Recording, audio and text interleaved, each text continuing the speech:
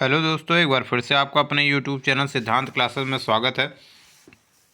तो जैसा कि आप लोग स्क्रीन पर देख रहे होंगे कि आज हम आरआरबी ग्रुप डी और एनटीपीसी के बारे में डीपली जानकारी लेंगे। ठीक है, ग्रुप डी की जो है कौन सी पोस्ट अच्छी होती है, ठीक है, या एनटीपीसी बेस्ट है, ठीक है, किस में वर्कलोड ज़्यादा होता है, किसकी सैलरी अधिक होती है, ठीक है, ग्रुप डी में क्या काम करना होता है, एनटीपीसी में क्या काम करना होता है, इन दोनों का सिलेबस क्या है, पे स्केल क्या है, ठीक है, बाकी जो है पैटर्न क्या है, एज क्या, सारी चीज़ें हम इसमें डिस्कस करेंगे।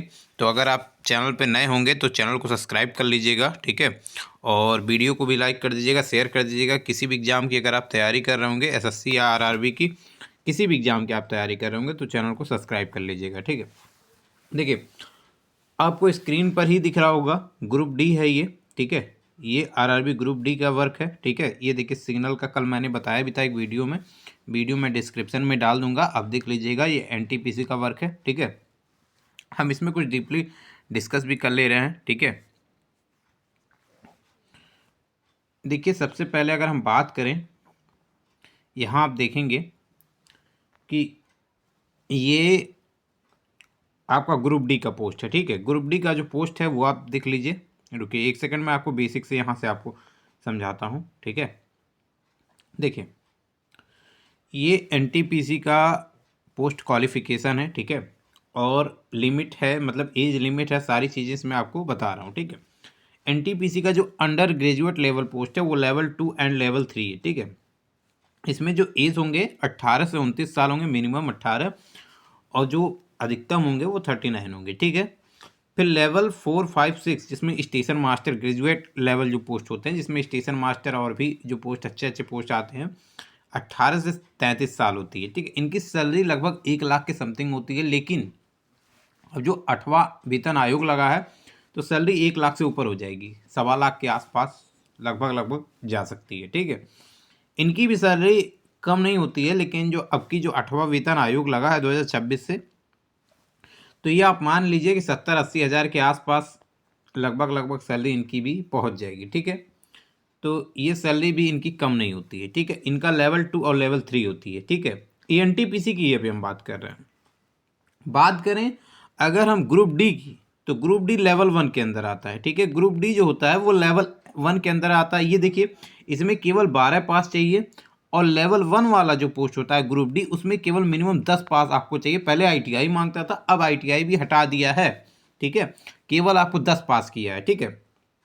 इसमें आपको क्या करना है, इसमें जो आपकी सैलरी है, इसमें सैलरी आपकी लगभग पहले तो 30 के आसपास थी, ठीक है।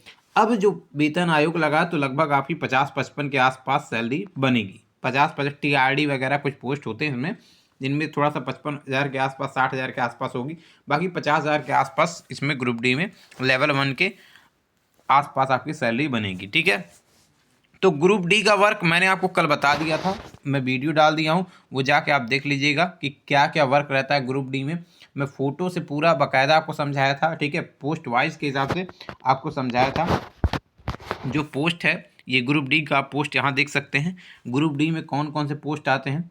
असिस्टेंट वर्कशॉप, ठीक है, देखिए वर्कशॉप से आपको लग ही रहा है कि वर्कशॉप का काम है। ब्रिज, असिस्टेंट ब्रिज, ये ब्रिज का वर्क है। मैंने आपको दिखाई दिया था, पोस्ट आपको दिखा दिया था, फिर से एक बार दिखाने की कोशिश कर रहा हूँ, ठीक है, क्या क्या ब्रिज का वर्क जो है, ठीक है। यहाँ देख लीजिए, ये असिस्टेंट ब्रिज का वर्क है, ठीक है।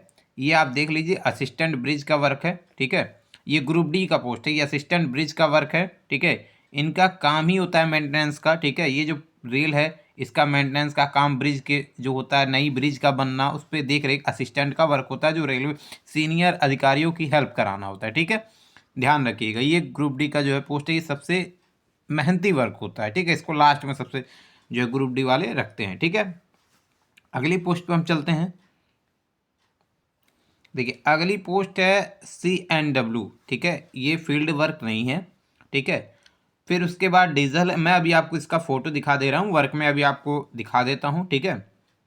उसके बाद ये असिस्टेंट लोको सेट डीजल का है। इसमें क्या होता है, जो डीजल में जो इंजन के मेंटेनेंस का जो डीजल वगैरह जहाँ से निकलता है, लीक होता है, वो सब ध्यान दिया जाता है, ठीक है। इलेक्ट्रिकल इसमें लाइट का जो वर्क होता है उसमें ध्यान दिया जाता है असिस्टेंट लोको सेल का, ठीक है। इसमें अब मेडिकल भी स्टैंडर्ड भी देख सकते हैं, ठीक है। मेडिकल भी अच्छे लेवल की इसमें होती है, B1 का होता है, ठीक है। उसके बाद अगर हम बात करें, फिर उसके बाद आपका यहाँ पे देखिए असिस्टेंट ऑपरेशन का एक पोस्ट है, फिर असिस्टेंट पॉइंट्समैन का होता है। असिस्टेंट जो पॉइंट्समैन के जो पोस्ट होते हैं इसमें कई तरीके के पोस्ट होते हैं, ठीक है। इसमें आपको कई काम करना होता है, तो जैसे कि आपको स्टेशन पे एक झंडी भी दिखाना वाला होता है, ठीक है। और भी कई वर्क होते हैं, मैं आपको दिखा दूंगा पॉइंट्समैन में अभी लास्ट में। फिर असिस्टेंट सिग्नल एंड टेलीकॉम का, जिसको हम SNT भी कह सकते हैं, ठीक है, SNT भी कहते हैं। फिर असिस्टेंट ट्रैक मशीन, अभी मैं आपको दिखा देता हूँ इसका पोस्ट, अभी मैं वर्क आपको फ़ोटो से दिखा देता हूँ, ठीक है। फिर उसके बाद आप यहाँ देखेंगे कि आप असिस्टेंट टेलीकॉम एंड AC का, फिर TL एंड AC का, सॉरी। फिर उसके बाद assistant TRD, assistant work and workshop, hospital assistant. तो कुछ यहाँ पे देखिए रेलवे ग्रुप D के लगभग 15 से 16 पोस्ट होते हैं, ठीक है। बाकी सारी पोस्टेज अच्छी हैं, सब पोस्ट हैं, लेकिन इसमें सबसे ज़्यादा जो कंस्ट्रक्शन वाला होता है, जो ब्रिज एंड CW या और 2-3 पोस्ट होते हैं, वो आपको थोड़ा सा बहुत ज़्यादा उसमें मेहनत का काम होता है, तो वो सबसे लास्ट में आप रखिएगा। मैं आपको फ़ोटो के सहायता से आपको समझाने का, देखिए ये C&W डिपार्टमेंट है, ठीक है, ये CWN डिपार्टमेंट है। इसके बाद अगर हम देखेंगे यहाँ पे असिस्टेंट पीवे है, ठीक है। पीवे का मतलब जो होता है परमानेंट वे, मतलब जो ये रास्ते में जो रेल का बिल्डिंग उल्डिंग होता है जहाँ टूट जाता है उसका जो वर्क होता है वहाँ पे उसको ध्यान दिया जाता है, ठीक है। उसके बाद अगर हम बात करें, यहाँ देखेंगे कि उसके बाद आपका मेंटेनर ग्रेड का है, चौथे का। तो इसमें क्या वर्क होता है, ठीक है, यहाँ पे आप देख लीजिए ट्रैक मेंटेनेंस, ठीक है। ट्रैक मतलब रेल का जो मेंटेनेंस होता है, इंस्पेक्शन निरीक्षण करना, ठीक है, जॉइंट को देखना, ठीक है, ट्रैक ब्रेकडाउन जहाँ टूट गया है पटरी, स्मूथ ट्रैक मतलब जो ढीला ट्रैक होता है, तो ये सब इसका इंस्पेक्शन करना वर्क होता है, ठीक है। इसके बाद अगर हम आपका रेलवे ग्रुप D का और वर्क देखें, ये तो आप डिस्प्ले पे ही देख लिए थे, ठीक है। फिर से मैं आपको दिखा भी दे रहा हूँ कि ये डीजल वाला जो होता, ठीक है, असिस्टेंट लोको सेट मैकेनिकल वाला जो डीजल वाला था, ये इसमें जो वर्क होता है, ठीक है। फिर यहाँ पे आप इलेक्ट्रिकल वाला देख लीजिए, ये है SNT वाला, ठीक है। ये SNT का वर्क है, जो सिग्नल होता है, जैसे ट्रेनें चलती रहती हैं आपको पता चल रहा है, ठीक है, सिग्नल लाल पीला जो हरा होता है, ठीक है। उसके बाद आप यहाँ असिस्टेंट वर्कशॉप देख सकते हैं, मैकेनिकल का जो वर्क है ये कैसे वर्क होता है, ठीक है। यहाँ पे पूरा बाकायदा आपको दिया हुआ भी है क्या वर्क है इसका, ठीक है। तो ऐसे कुछ वर्क हैं। फिर आपको मैंने असिस्टेंट ये ब्रिज का दिखाई दिया, ठीक है, ये असिस्टेंट ब्रिज का दिखाई। यहाँ आप असिस्टेंट TRD का देख सकते हैं, ऐसे। फिर उसके बाद असिस्टेंट SNT का मैंने आपको दिखा दिया। ये TRD, ये सबसे रिस्की वर्क होता है, ठीक है। इसमें जो लाइट ऊपर से जाती हैं इसका जो आपको मेंटेनेंस करना रहता है, ठीक है। तो ये सबसे रिस्की वर्क होता है, इसी वजह से इसमें सैलरी भी थोड़ा सा पैसा भी ज़्यादा मिलती है, ठीक है। तो कुछ बच्चों की सैलरी की वजह से काम करते हैं, इस वजह से इसमें जो है इसको फर्स्ट प्रियॉरिटी देते हैं, ठीक है। तो असिस्टेंट TRD जो है आप फर्स्ट प्रियॉरिटी सैलरी की वजह से रख भी सकते हैं, ठीक है। बाकी ये है आपका पॉइंट्समैन वर्क, ठीक है। पॉइंट्समैन वर्क आप देख सकते हैं कि पॉइंट्समैन जो वर्क है ये रेलवे ग्रुप D का अच्छा वर्क है पॉइंट्समैन का, यहाँ देखेंगे, ठीक है। ये है आपका पॉइंट्समैन वर्क, ठीक है। यहाँ पे आपको झंडी भी दिखाना होता है, फिर आपको ये यहाँ पे देख सकते हैं, ठीक है।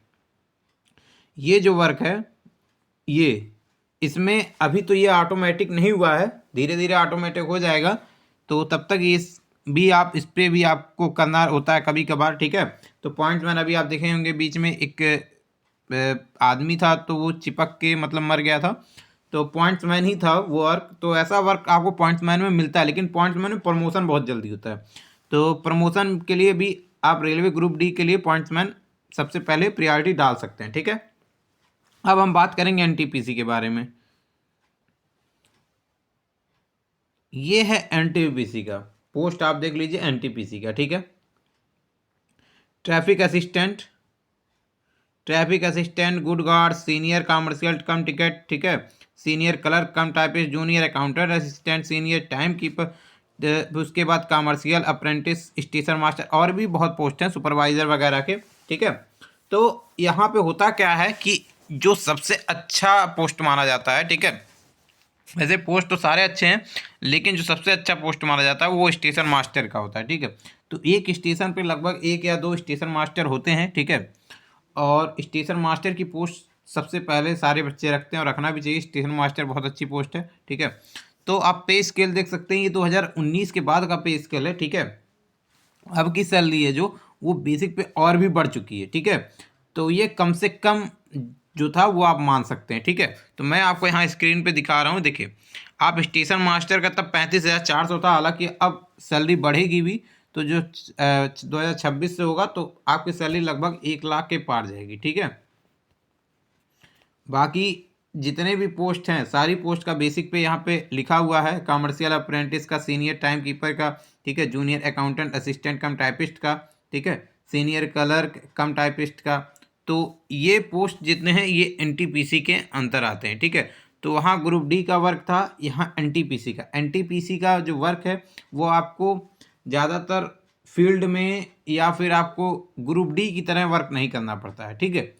तो जितने भी आप देखते होंगे कि रेलवे स्टेशन के जितने भी मतलब कर्मचारी हैं वो ज़्यादातर ये एनटीपीसी की वजह से स्टेशन मास्टर के ही अंदर आते हैं, ठीक है। अधिकतर होता है, बहुत से पोस्ट है, ठीक है। तो सुपरवाइजर के अंदर आते हैं, तो ये सब होता है। तो ग्रुप डी और एनटीपीसी में यही अंतर है कि एनटीपीसी की जो जॉब है वो बेस्ट जॉब है, ठीक है।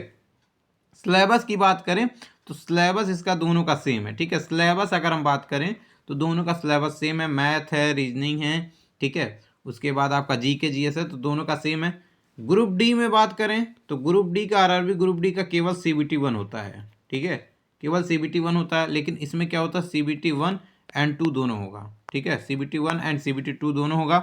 उसके बाद अगर हम बात करें कट ऑफ या सेफ स्कोर की, तो ग्रुप डी में भी लगभग आपको अब 10 पास कर दिया है केवल तो बच्चों का, तो 75 प्लस नंबर ले आइएगा तभी आप अपने आप को सेफ रखिएगा। और वही हाल एनटीपीसी का भी है, जोन से आप 80 प्लस ले आएंगे तभी आप अपने आप को सेफ समझिएगा। ये ग्रुप डी एंड एनटीपीसी का कुछ निष्कर्ष था जो मैंने आपके सामने रख दिया।